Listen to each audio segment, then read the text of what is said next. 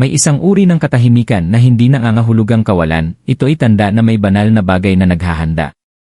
Taurus, matyaga kang naghintay ng may matatag na kamay at pasensyosong puso, kahit na walang malinaw na senyales ang mundo sa'yo.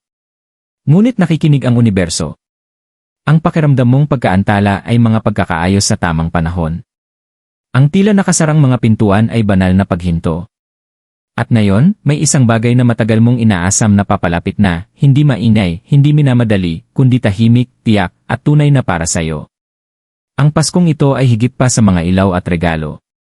Nagtataglay ito ng mensahe na nakasulat sa paghihintay ng iyong kaluluwa. At sa wakas ang paghihintay na yon ay magkakaroon ng ganap na kahulugan. Taurus, ang iyong kaluluwa ay hindi humihingi ng pansin, ngunit tahimik nitong dinadala ang bigat ng mga pangarap na mas matagal kaysa inaasahan. Hindi ka nagmamadali. Nagtitiwala ka. At sa tiwalang iyon, naranasan mo ang mga panahon ng paghihintay kung saan ang progreso ay hindi nakikita at ang pagkilala ay tila malayo. Ngunit nanatili kang nakatapak sa lupa. Pinili mo ang katahimikan kaysa sa pagkabigo, pananampalataya kaysa sa takot, at pagiging tuloy-tuloy kaysa sa panandaliang paraan. Ang mensaheng ito ay hindi lamang tungkol sa Pasko bilang isang pista opisyal, ito ay tungkol sa Pasko bilang isang espiritual na punto ng pagbabago. Isang sandali kung kailan ang banal na timing ay hinahaplos ang totoong buhay. Mayroong natatanging kapangyarihan ang panahong ito para sa'yo. Isang bagay na nag-ugnay sa iyong panloob na pagtitiyaga sa matagal ng pangako ng universo. Ito ay hindi mensahe na sumisigaw. Dumarating ito ng banayad, tulad ng bulong na nakabalot sa liwanag ng kandila at mga sinagutang panalangin. At sinasabi nito sa iyo, ang lahat ng iyong hinihintay ay papalapit na. Hindi na sayang ang iyong paghihintay, Taurus. Ikaw ay inaayos na. Iyan ay matagal paghihintay. May mga sandali, Taurus, na tila huminto ang oras para sa'yo. Hindi dahil hindi ka nagsusumikap, hindi rin dahil nawalan ka ng direksyon, kundi dahil parang nakatigil ang buhay, parang kwentong nakalimot sa susunod nitong kabanata. Ibinigay mo ang sobrang bahagi ng iyong sarili sa mga tao, sa mga plano, sa mga pangako. At gayunpaman, maliit lamang ang balik. Ang ingay ng progreso na ipinagdiriwang ng iba ay tila malayo sa iyong tahimik at matatag na landas. Pinanood mo ang iba na humahakbang ng mabilis habang pinili mo ang mas mabagal, mas maingat na daan. Tinanong mo ang iyong sarili, hindi sa sigaw, kundi sa katahimikan ng mga hating gabi at maagang umaga. Nagkamali ba ako ng pagpili? Na-miss ko ba ang aking sandali? Hindi mo ito sinabi ng malakas, ngunit ang iyong kaluluwa ay banayad na bumubulong ng mga tanong na yon. At nanatili ka. Taurus, ang iyong paghihintay ay hindi pasibo. Naghintay ka habang nagtatayo. Habang naninindigan. Habang nananatiling totoo sa kung sino ka, kahit na hindi ito pinarangalan. Hindi mo hinabol ang hindi para sa'yo. Hindi mo pinilit buksan ang mga pintuan na tumatanggi. Iginagalang mo ang proseso, kahit na pakiramdam mo'y hindi ka nakikita. At iyon ang nagpapatibay sa kapangyarihan ng panahong ito. Hindi nakakalimot ang universo sa mga naghintay ng may biyaya. May natatanging mahika para sa mga hindi iniwan ang kanilang landas kapag naging tahimik. Iyan ang ikaw. At iyan ang dahilan kung bakit ang mensaheng ito ay para sa'yo. Ang katotohanan, Taurus, ay hindi ka kailanman pinapabaya ng universo, ihinahanda lamang nito ang lahat para sa eksaktong tamang sandali. Ang tila pagkaantala ay banal na proteksyon. Ang pakiramdam ng pagtanggi ay muling paggabay. Habang ikaw ay naninindigan, may isang banal na pagkakaayos na nagaganap sa likod ng eksena. At ngayon, ang pagkakaayos na iyon ay dumarating sa'yo. Taurus, ang paghihintay na ito ay hindi na sayang. Isa itong banal na pamumuhunan. At ang balik ay paparating hindi sa ingay o gulo, kundi sa banayad na pag-usbong ng mga sinagutang panalangin. Dahil minsan, ang pinakamahabang paghihintay ay nagdadala ng pinakamagagandang pagdating. Iyan ang pagkakaayos ng Pasko. Taurus, may dahilan kung bakit nagkakaugnay ang iyong pagbabago sa banal na panahong ito. Ang Pasko ay hindi lamang tungkol sa selebrasyon. Para sa iyo, ito ay tungkol sa kumpirmasyon. Ang enerhiya sa panahong ito ay may sinaunang ritmo, hindi malakas ang tinig, ngunit tumatagos ng malalim sa puso. Para sa isang katulad mo, na matagal nang nagdala ng napakarami, ang sandaling ito ay hindi kailanman darating sa gulo. Palagi itong darating sa katahimikan. Makikita mo, alam ng universo kung paano ka maaabot. Alam nito na makikilala mo ang mga senyales hindi sa mga kumikislap na ilaw, kundi sa mga tahimik na pagkakasabay, ang tamang salita sa tamang oras, panaginip na ayaw mawala, alaala na bumabalik na may bagong kahulugan. Hindi ito aksidente. Ito ang mga bulong ng pagkakaayos. Ito ang mga cosmic wink na para sa'yo. Habang ang iba ay nagmamadaling tapusin ang kanilang listahan at solusyon, ang iyong kaluluwa ay naghahanda para sa mas malalim na bagay, isang pagpapanumbalik. Isang pagkilala sa antas ng kaluluwa na nagsasabi, hindi ka kailanman nakalimutan. Binubuksan ng panahong ito ang katotohanang iyon. Ngayong Pasko, ang pagkakaayos ay hindi panlabas, ito ay panloob. Ito ay kapag nagtatagpo ang iyong puso, pananampalataya, at ang banal sa parehong punto. Ito ang sandali na titigil ka sa pagtatanong ng si kailan, at magsisimulang marinig ang ngayon. Ang mga enerhiyang nakapaligid sa iyo ay banayad ngunit tiyak.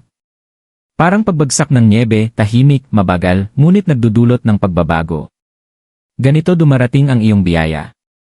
Maaaring maramdaman mo ito bilang bigla ang kapayapaan, na parang huminga ang loob mo matapos humawak ng hininga ng matagal. Maaari mo rin itong makita sa paraan ng tahimik na pagkawala ng mga hadlang o kung paano unti-unting pumapalit ang linaw sa kalituhan. Hindi ito isang pagkakataon lamang. Ito ay pagkakaayos sa kilos. Taurus, ang iyong enerhiya ay hindi kailanman nilikha upang sumunod sa karamihan. Ang iyong mga tagumpay ay hindi dapat dumating sa oras ng iba. Kaya't naantala ng universo ang ilang bagay, hindi upang parusahan ka, kundi upang protektahan ang tamang timing mo. Ang Pasko ay palaging simbolikong hangganan. Para sa iyo, ngayong taon, ito ay nagiging punto ng pagbabago. May sinaunang paniniwala na sa mga banal na panahon, ang tabing sa pagitan ng espiritual at pisikal ay humihina. At sa panahong ito, mas mabilis dumating ang mga mensahe, sagot, at senyales. Ito ang sandaling iyon para sa iyo. Ang paghihintay ay hindi tungkol sa pagsubok sa iyong lakas, ito ay tungkol sa paglilinis ng espasyo para sa pagdating. Kaya kung may gumalaw sa iyong espiritu sa mga araw na ito, makinig.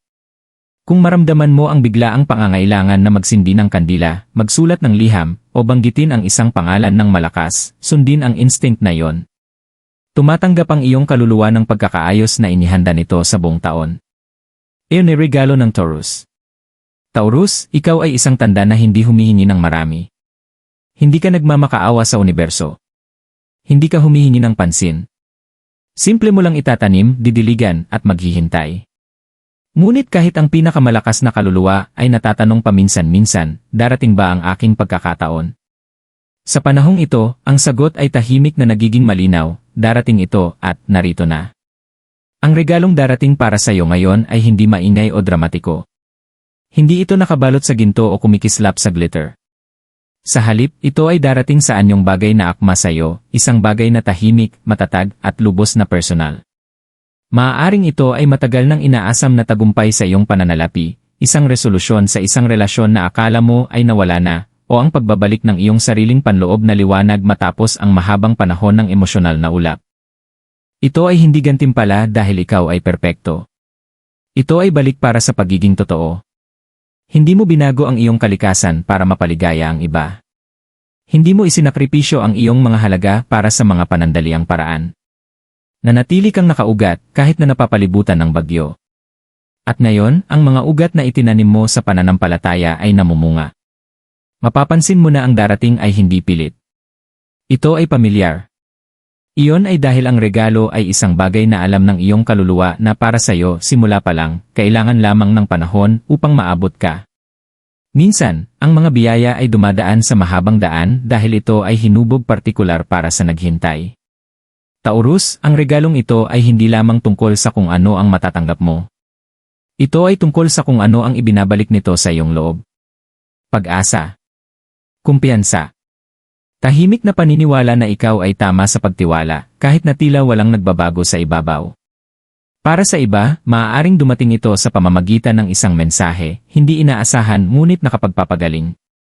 Para sa iba, maaaring ito ay isang pintong muling bumubukas na noon ay tila permanenteng nakasarado. At para sa marami, ito ay isang pagbabago sa enerhiya. Kung saan dati ay bigat, ngayon ay liwanag. Kung saan dati ay pag-aalinlangan, ngayon ay tahimik na katiyakan. At iyon ang pinakamakapangyarihang bahagi. Ang regalong ito ay hindi lamang nagdudulot ng pagbabago sa paligid mo, ito ay nagpapagana ng pagbabago sa loob mo. Pinapatunayan nito na ang iyong intuition ay hindi mali, na ang iyong pasensya ay hindi nasayang, at na ang iyong kwento ay malayo pa sa katapusan. Ito ay hindi isang biyaya na isang beses lamang. Ito ay simula ng bagong kabanata, isang kabanata na mas madali ang daloy, mas komportable, at sumasalamin sa kung sino ka pagkatapos ng lahat ng paghihintay. Ang regalong Taurus ay hindi marangya, ngunit ito ay totoo. At ito ay para sa'yo. Kaya buksan ang iyong puso. Buksan ang iyong mga kamay. At higit sa lahat, buksan ang iyong espiritu. Ang biyaya ay malapit na at alam nito ang iyong pangalan. Enes Pagtuklas. Ngayong nagbago na ang enerhiya, Taurus, nagsisimulang lumantad ang katotohanan, hindi lamang sa paligid mo, kundi sa loob mo.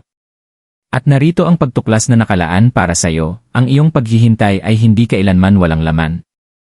Ito ay banal. Maaaring naglaan ka ng buwan o kahit taon na nagtatanong kung bakit hindi bumubukas ang pintuan. Bakit may mga taong umalis? Bakit ang mga oportunidad ay lumilipad mula sa iyong mga kamay? Ngunit ang hindi mo nakita noon, banayad na ipinapakita ngayon ng universo, hindi ka tinanggihan. Ikaw ay pinapino. Taurus, malalim ang koneksyon mo sa elemento ng lupa. Naiintindihan mo na ang ugat ay lumalago bago mamulaklak ang bulaklak. Ang katahimikan ay hindi nangangahulugang wala, ito ay paghahanda. Sa iyong katahimikan, ikaw ay muling inayos espiritual. Nagbabago ang iyong pananaw. Umuunlad ang iyong enerhiya. Ang dati ay nakaka-trigger sa iyo, ngayon ay nagtuturo. Ang dati ay nakalilito sa iyo, ngayon ay nagiging malinaw na. At narito ang mas malalim na katotohanan, ang ilang biyaya ay hindi dumarating hanggang sa maging ikaw ang bersyon ng iyong sarili na kayang hawakan ang mga ito. At iyon ang nangyari sa panahon ng iyong paghihintay. Lumampas ka sa bersyon ng iyong sarili na magtitigil lamang. Nilampasan mo ang pag-aalinlangan na susunod sa maling bagay. At pumasok ka sa isang tahimik na lakas, isang uri na hindi nangangailangan ng pagpapatunay upang malaman ang sariling halaga. Kaya't ito ay umabot ng panahon. Kaya't pinanatili ka ng universo sa banal na paghinto. Dahil hindi lamang ito tungkol sa pagtanggap ng isang bagay, ito ay tungkol sa pagiging isang tao. Isang mas matalino. Isang mas mapanuri. Isang handa. Taurus, ang pagtuklas ay hindi lamang na may paparating. Ito ay nahanda ka ng tanggapin ito. Totoo, ganap at walang takot.